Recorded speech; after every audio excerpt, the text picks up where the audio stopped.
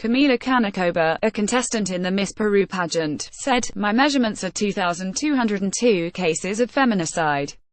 Canal Peru, Bogotá, Colombia. It could have been any beauty pageant in Latin America as 24 contestants, wearing gold cocktail dresses, stood expectantly on the stage.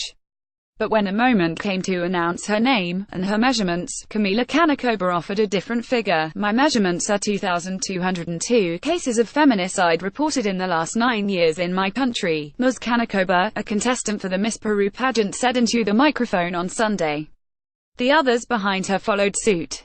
One woman spoke of children who die from sexual abuse. Another said 70% of women had been victims of attacks on the streets of Peru.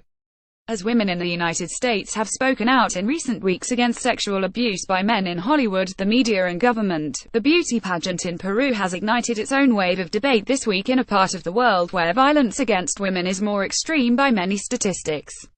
In fact, the killings of women have become so numerous in Latin America that newspapers refer to them as feminicide. The defiant display at the beauty pageant, unprecedented in Latin America, for a moment turned one of the region's most macho traditions on its head. In countries like Venezuela and Colombia, the pageants can be as followed as fervently as top soccer matches, as beautiful young women stride on stage in bikinis and evening gowns as the judges, sometimes men many years their senior, rate their looks and personality before the nation. This time, it was the women casting judgment on their country. There are many women who think their cases are isolated and now they're realizing that they're not unique, that it's time to raise their voices, Jessica Newton, the pageant's director, told reporters after the show.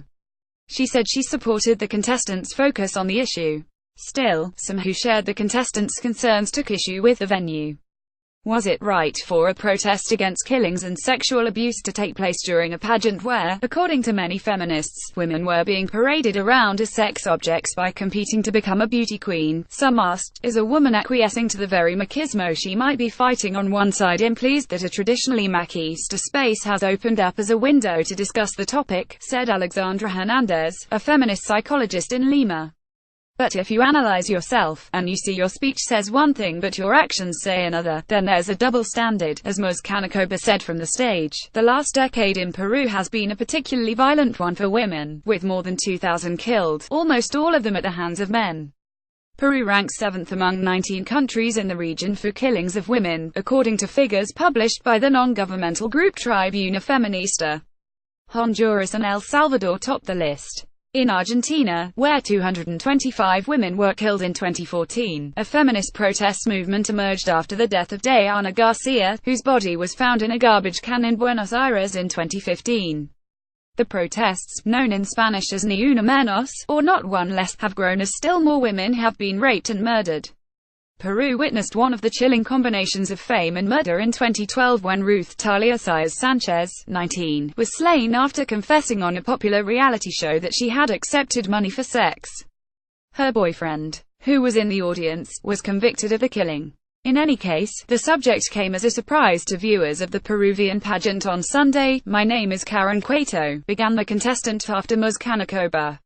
And my measurements are 82 feminicides and 156 attempts so far this year. All told, 23 women offered statistics of violence instead of their body size to wide applause from the audience.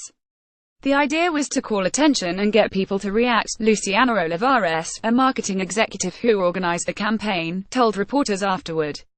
These figures aren't beautiful at all, they're very much the opposite. A version of this article appears in print on November 4, 2017, on page A6 of the New York edition with a headline at Pageant, Spotlight is turned on killings.